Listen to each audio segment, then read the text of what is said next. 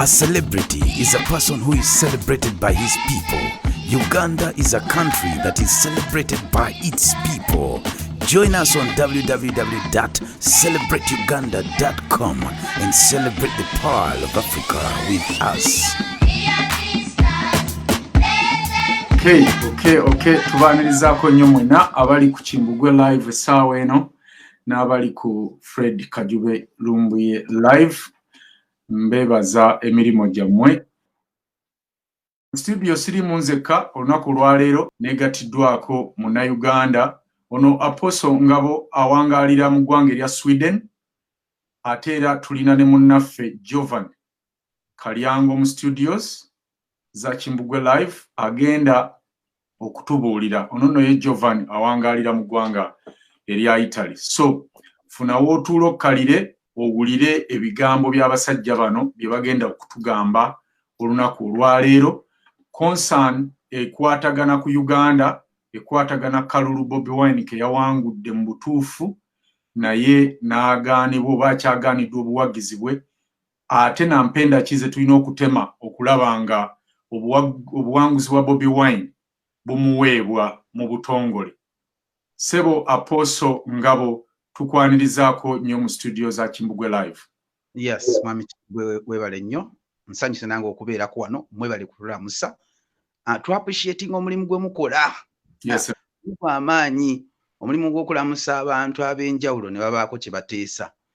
Ekyandikibwa kigamba omukulamusa abantu n'obaaniriza. Olamu abamu twaniriza mba bamalayika. Yes, sir. Nsanyuse nnyo bambi okunnamusa olwaleero era nebaza bonna abali ku mukutu gwaffe guno, mwekumire ku mukutu guno gwina omulamwa ate tulina gye tulaga. Amiina. Yange mbadde ngobera nnyo abantu naye era biseera bino eby'oluvannyuma ngenza okwekanga nga naawe ate ekintu okikuttemu. Yes, sir. Naye ng'akaseera ngaffe Bannayuganda tuli mu kaseera kazigizigi. Ntunuulira emikutu gy'aba bloggers ntera obbawulira ne mpulira n'ebintu ebigenda mu maaso mu Uganda naffe ng'abantu twekubidde nnyo ku luuyi lumu. Naye olwaliro nziza okutemaatema ebintu bisatu ebikiikiridde obununuzi bwaffe. Wawe tuli, wawe tulaga, Katonda alowooza ki ku Uganda? Kyendabulamu buno ne w'osoma ebiwandiikibwa byonna, buli kintu Katonda ky'aba alonze n'akisaako olugalo kirwanisibwa. Yes, sir. Buli kintu Katonda ky'aba alonze n'akisaako olugalo kirwanisibwa. Okay. Lwakuba buli kintu Katonda kyagenda okukozesa kiyita mu muliro. Tosobola kuleeta zaabu gy'omugye aba talabika nga kintu ky'amakulu era talina na muwendo. Oli amulabira naawe nalaba ekintu ekiri awo kitalina muwendo, naye basooka muyisa mu muliro. Bwe bamala omuyisa mu muliro n'afuuka kyafuuse. Uganda naffe Abannayuganda either tuli mu diaspora oba tuli mu Uganda, ffenna tuli mu kuyita mu muliro. Omuliro guno guyina emitendera mingi naye nga tulina okusooka okubeera ne map. Mu bintu byonna osooka n'omapi nga kiki oyagala okukola mu bulamu ate ogenda kikola otya. Gy'ova w'oli ne gy'olaga ebintu ebyo bitunuddemu bitangaazizza. Ffe baani lwakuba Katonda alonze Uganda naye gwe ne weebuuza nzaani mu Uganda gy'alonze lwakuba Uganda nnene.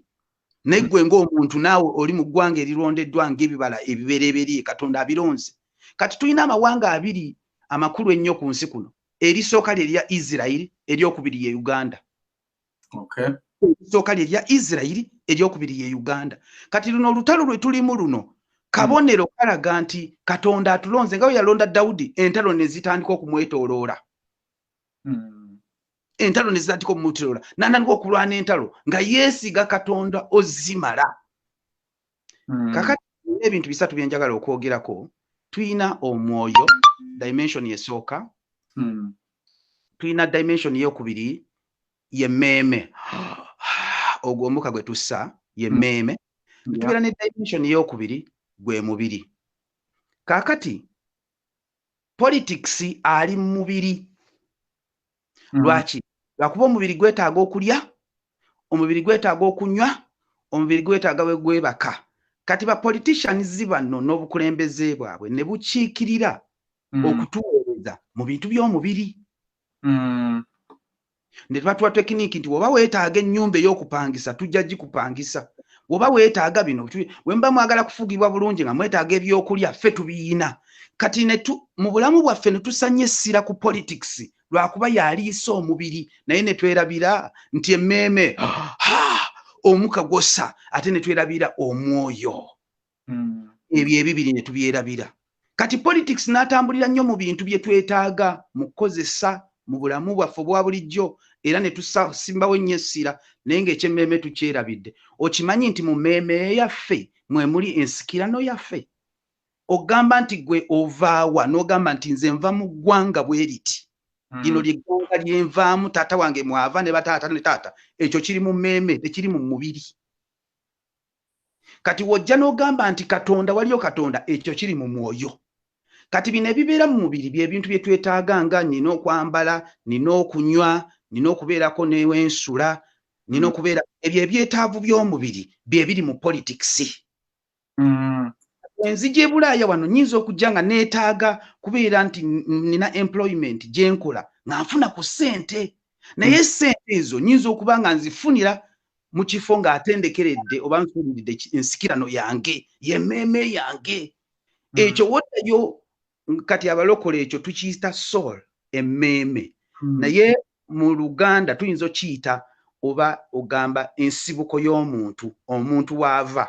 Bajjajja be bataata be baazaalibwa. Taata n'azaalibwa n'azaala omwana ate n'agezaako okulaba nti amuwa ensikirano y'abataata. Ekyo kiri mu mmeeme. Kyova olaba nga bagamba nti empewo za taata waabwe zayogedde naye. Emmeeme y'abataata be yayogedde naye nemugamba nti wano weewali ensikirano yo. Kati ekyo tekiri mu politics. Tojja kisangayo mu politics. Era ne okulwanirira politics tebajja kulwanirira nsikirano yo. Kati ate ne tubeera n'omwoyo. Wewe gamba nti ndi kitonde kimu ku Katonda yansindika okubeera mu nsi mbeere kyayagala. Kati ebintu ebyo tugenda bimenyamenya mpola. Era mu kwogera kwange nja kuba nga njogera naye nga ebintu ebimu nsukkulumako mu bwetaavu bw'omubiri ne tugendako mu bwetaavu bw'ensikirano ate ne tuyingirako ne mu bwetaavu bw'omwoyo. Kakati babadde twogeramu wano kyembadde nziza okusimbako essira. Njagala kujjukiza abantu nti 2019 gwe mwaka ogumaakinga emyaka egitegeeza emyaka 4. Kati w'obala eryato eryatwala abaddu okuva mu Afrika ne libatwala mu Amerika dali 16-19. W'obala okuba 16 eryato eryasooka ne likwata mu Amerika, 16-19 ne likwata mu Virginia ne liteerayo abaddu. W'obala okuva ku olwo 16-19 paka 2019 egyo emyaka 4. Owulidde akantu ako? Kati we twatuusa 2019 Katonda n'agamba mu bunnabbi nti dispensation ey'abaddugavu okuva mu buddu ki nti ffenna baddugavu tusaasanya okuva mu mawanga gaffe, abavudde mu Nigeria, abavudde mu Congo, abavudde mu Uganda, ne tusaasana mu mawanga tulabe nti tukolanga abaddu lwakuba ye wali employment. Naye ng'ate amawanga gaffe ge tuvuddemu, ensi zaffe ze tuvuddemu, z'ensi ezina buli kimu, naye ng'obugagga bwe tuyina tebusobola tuyamba lwakubanga emmeeme yasibibwa eri mu buddu n'omwoyo guli mu buddu. Kati guno omubiri gugoberera buddu gye gutwala ne gye tubutisinkana. Emyaka 400 emyaka 4 we giweddeko 2019 Mukama n'agamba mudde mu Afrika. Simanyi obe engombe yo mbadde mugiwulirako movement eyo mbadde mugiwulirako engombe nti mudde mu Afrika. Kati okumanya nti ddala Mukama yakyogera n'abazungu bakimanya naye abaddugavu abasinga tubadde tetukimanyi yeeno. Lwaki olowooza akawuka ka COVID-19 bakayita COVID-19? Lwaki bakayita COVID-19? Bakayita COVID-19 lwakubanga baali bategeeza akawuka akalwanisa 2019. Akawakanya Mukama kyakola 2019. Kati nga byonna bye baluka okulaba nti omuddugavu tamanya mazima ga 2019 ate tadda mu Afrika kukulaakulana. Nga balaga nti 2019 balwanisa omwaka ogwo okulaba nti omwaka ogwo tegutuukiriza kye gulina kukola erifa abaddugavu betuyita ba melanin abantu abaddugavu abava mu ttaka lya Africa. Okay.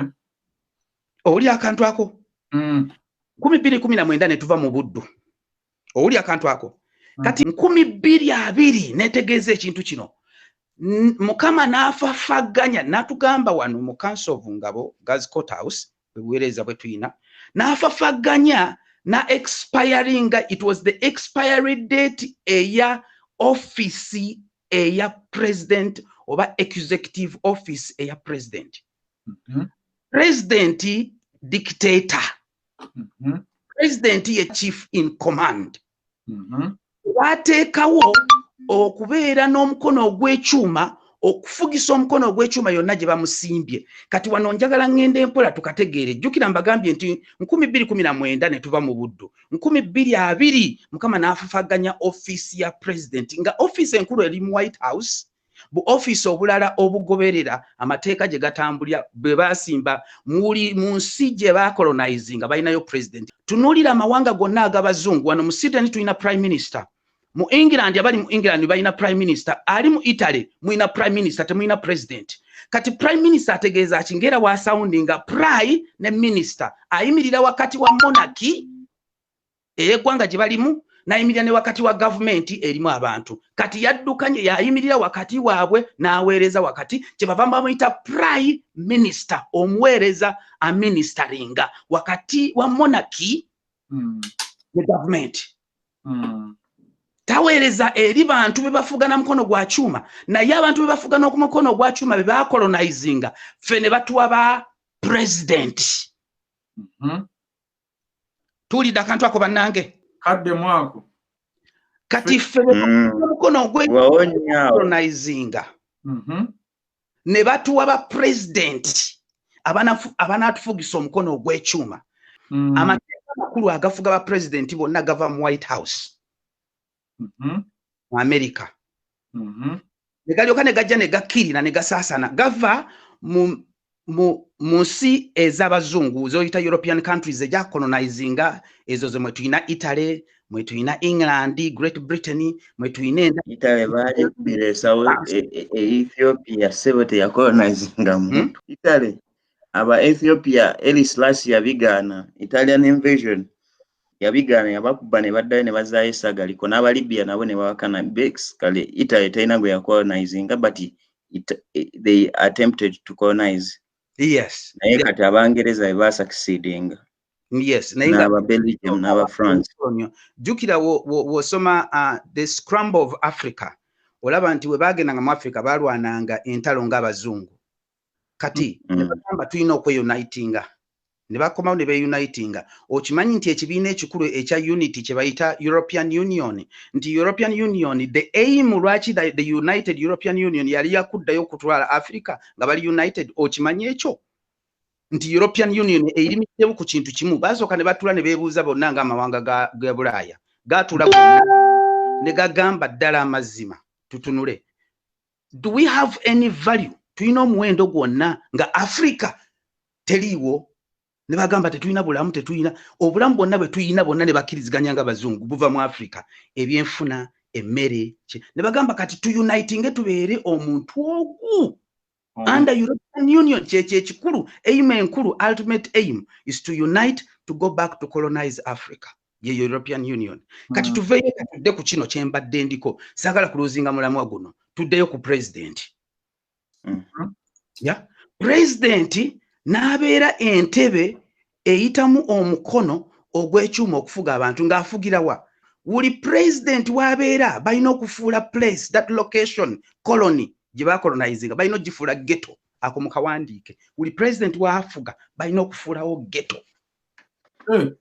Kiki ekifuula ebintu ghetto? Yongera obwenzi mu ghetto. Tundamu omwenge nga togujjaako na musolo mu ghetto. Ebiragalalagala bye bakozesa bino ebyonoona omubiri omuntu n'awungawunga n'abeera nga tali ku mulamwa ebyo bireke bibeere nga ye business etambulira mu ghetto.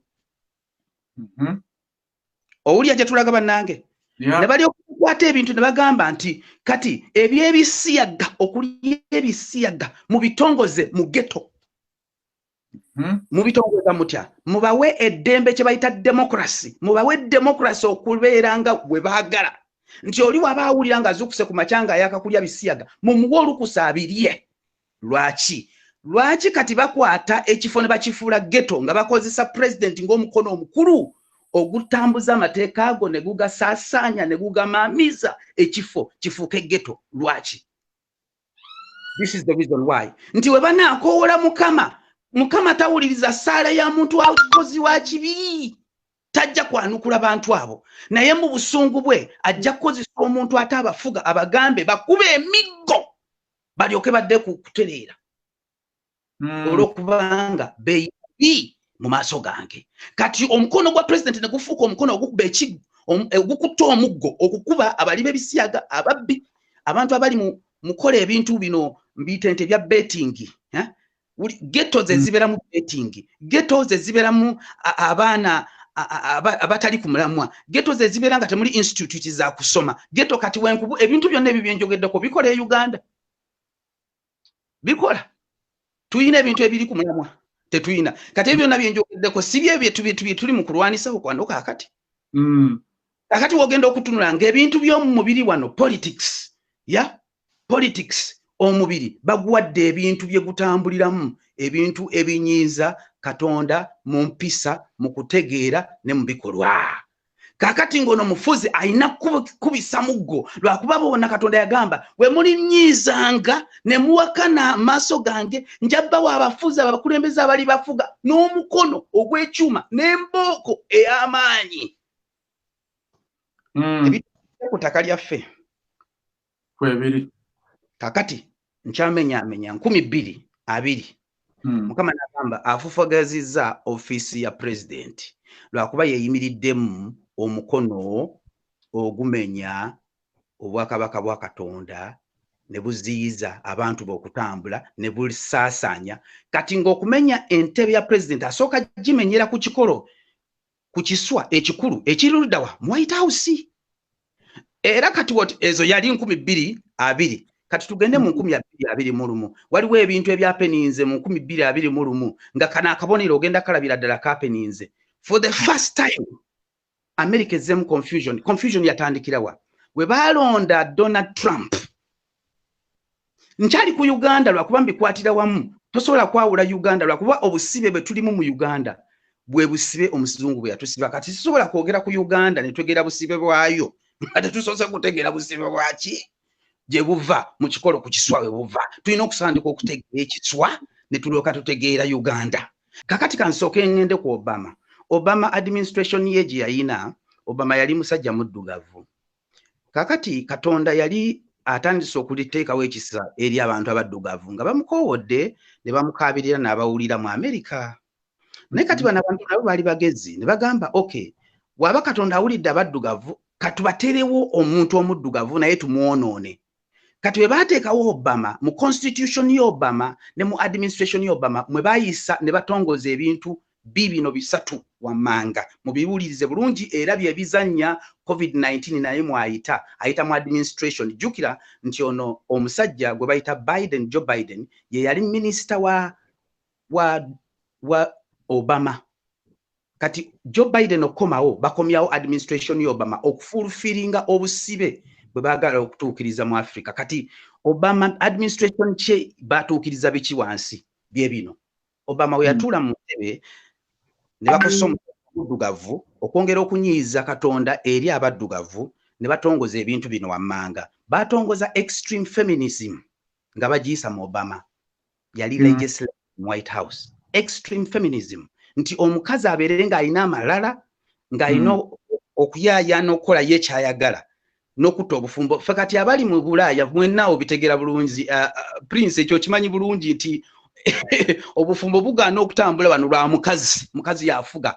Bw'oba otunuulidde baana be basooka waggulu omukazi n'addako omusajja taliiyo nakubeerayo n'embwa emusinga authority mu maka n'akamyu oba ne kapa n'emmese bw'oba olina emmese mu nju esinza omusajja ekitiibwa mu maka omusajja taliiyo. Olaba kati ali mu Bulaaya akitegeera bulungi ate ali mu Uganda ayinza obutakitegeera ayinza ogamba ono alonkoboka Kubaonyao. Owulira kyendogedde. Kakati Obama nakola etteeka eryo eriggumiza luli baalina naye nga terinaba kulebeera legislated. Obama we yajja ne balijjira legislatinga n'alikubako n'ekinkumu mu ofiisi y'Obama, ekyo kye kyasooka. Boom.